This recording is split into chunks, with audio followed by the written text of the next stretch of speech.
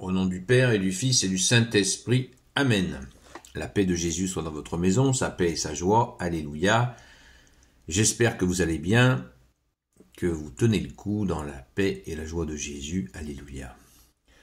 Nous lisons le Saint-Évangile selon Saint Luc, chapitre 12, versets 1 à 7. Que ta parole, ô Jésus, rentre dans mon esprit, que ma bouche proclame ta parole et que mon cœur l'accueille. Amen. Alléluia. Pas de croyants honteux. Sur ces entrefaites, une foule se rassembla si nombreuse qu'on se marchait les uns sur les autres. Alors il se mit à leur dire, et tout d'abord à ses disciples, « Gardez-vous bien du levain des pharisiens, c'est l'hypocrisie.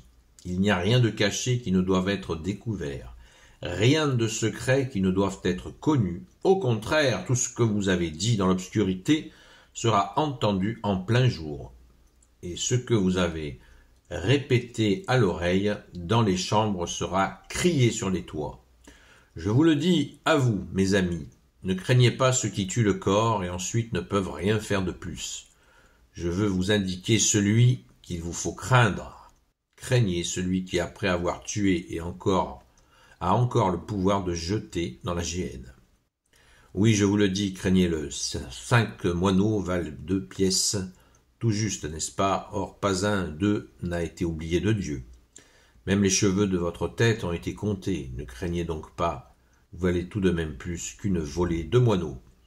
Je vous le dis, celui qui m'aura reconnu devant les hommes, le Fils de l'homme, à son tour, le reconnaîtra devant les anges de Dieu.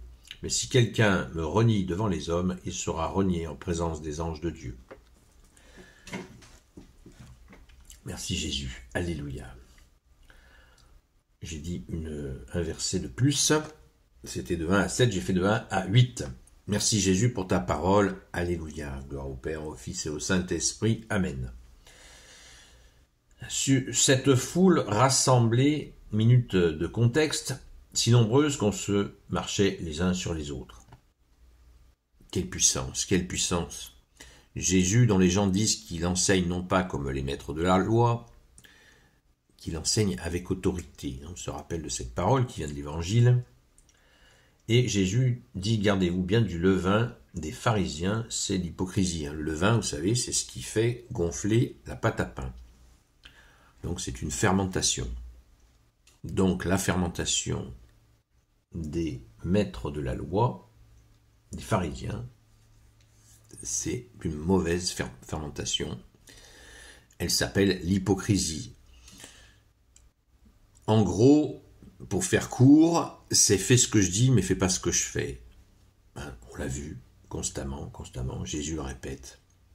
Jésus va même reconnaître qu'ils connaissent. Écoutez ce qu'ils disent, mais ne faites pas ce qu'ils font, parce qu'ils connaissent la Sainte Écriture. Ils la connaissent, c'est comme ça. Jésus lui-même le reconnaît, mais quant à la mettre en pratique, c'est catastrophique, c'est ce que veut éviter Jésus, et c'est ce que Jésus, quand tu nous dis, encore dans la Sainte Écriture, gardez ma parole. Gardez ma parole, ça veut dire, ne faites pas les hypocrites, mettez-la en pratique. Et oui, ça ne tient pas, Jésus ira même jusqu'à dire à ceux qui ne mettent pas en pratique sa parole, et qui font le mal, justement parce qu'ils ne la mettent pas en pratique, parce qu'ils disent qu'ils font tout pour Jésus. Jésus l'annonce, ne m'appelez pas Seigneur, Seigneur. Jésus dit, vous qui faites le mal, parce que ils ne mettent pas en pratique la parole, sa parole, et Jésus ira même jusqu'à dire, je ne vous connais pas. Alors que les gens disent, oh, nous on a tout fait en ton nom. Non, je vous connais pas. Poussez-vous de là, je vous connais pas. Vous vous rendez compte? Donc, sans cesse, dans l'Évangile, Jésus fait très attention quand il présente sa doctrine, son enseignement, parce qu'il est le seul enseignant, comme il nous l'a dit de lui-même, comme tu nous l'as dit de toi-même, bien-aimé Jésus, tu es notre seul enseignant. Et tu ne veux pas, certainement pas, tellement tu as été horrifié de cette attitude d'hypocrite des pharisiens, des maîtres de la loi, tu ne supportes pas cela. Qu'on traite des questions, les gens qui parlent de Jésus se comporte ainsi. Fais ce que je dis, mais fais pas ce que je fais. Ça s'appelle un contre-exemple, etc., etc. Car il n'y a rien de caché qui doit être découvert, rien de secret qui doit être connu. Tout sera révélé, absolument tout, c'est même ce qui est dit dans les chambres. Waouh, c'est chaud. Tout sera révélé. C'est la fameuse transparence nécessaire. Alors quand on dit transparence, ça ne veut pas dire qu'il faut crier sur les toits nous-mêmes tout ce que nous avons pu dire.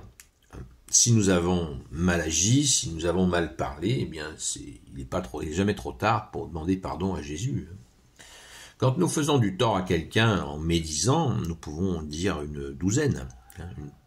À notre Père, une prière à Saint Michel Archange, dis je vous salue Marie, pour confier la personne à Jésus, prier pour la personne que nous avons critiquée injustement. C'est un bon moyen de demander pardon à Jésus et de réparer. Voilà. La confession, c'est très bien avec un prêtre, mais il n'y a pas que ça. Il y a d'autres façons de demander pardon à Jésus. Je répète, c'est très bien la confession avec un prêtre, mais nous pouvons demander pardon à Jésus directement dans bien des occasions, même dans toute occasion, mais voilà, la confession est fondamentale. L'Église demande une confession minimum par an, voilà, pour pouvoir communier. Et il nous faut apprendre à demander pardon régulièrement à Jésus, et Jésus écoute notre demande de pardon dans notre prière. Nous pouvons le faire de plusieurs manières. J'ai déjà abordé ça, on pourra y revenir si vous le souhaitez. Donc, la crainte. Jésus parle de la fameuse crainte, et ça c'est un bouleversement, puisque je vous le dis à mes amis, ne craignez, verset 4, je vous le dis à vous mes amis, ne craignez pas ceux qui tuent le corps et ensuite ne peuvent rien faire de plus. Je veux vous indiquer celui qu'il faut craindre. Craignez celui qui, après avoir tué, a encore le pouvoir de jeter dans la géhenne. Oui, je vous le dis, craignez-le. Qui est cet mystérieux personnage où Jésus lui-même dit de le craindre. Qui est-il? Vous n'avez pas une idée? Parce que celui qui tue le corps, il ne peut rien faire d'autre. Un homme tue un homme, il ne peut rien faire de plus. Son âme part auprès de Jésus, et Jésus le dirige là où il doit être, enfer, purgatoire ou paradis. Alors, qui est-il? Eh bien, c'est son Père. Vous voyez l'importance de ne pas lire la Bible tout seul, parce qu'on ne la comprend pas, si on n'a pas l'explication. Jésus parle de son Père. Et oui, Jésus nous dit de craindre son Père. Jésus est l'amour du Père venu sur terre. Donc les gens qui refusent cet amour de Jésus, sa justice, sa miséricorde, eh bien, ils auront affaire au Père, directement. Sans Jésus miséricordieux, puisque ceux qui refusent l'amour même envoyé par le Père, la justice même envoyée par le Père, la miséricorde même envoyée par le Père, en la personne de son divin Fils Jésus, et à quel prix, merci Jésus d'être offert pour nous, et d'être ressuscité. S'il y a un refus, eh ben, voilà, c'est vraiment directement par le Père, et c'est pour ça que Jésus dit, craignez-le. Ce qui est une autre façon de dire, voilà, je suis là, je vous écoute, je vous aime, mes enfants, venez à moi, et je vais vous sortir de vos difficultés, je vais vous amener jusque dans le royaume des cieux. Waouh! Voilà. Et ceux qui refusent cela, eh bien, ils s'exposent au Père directement. Et là, c'est une autre affaire. Donc, nous pouvons effectivement craindre le Père.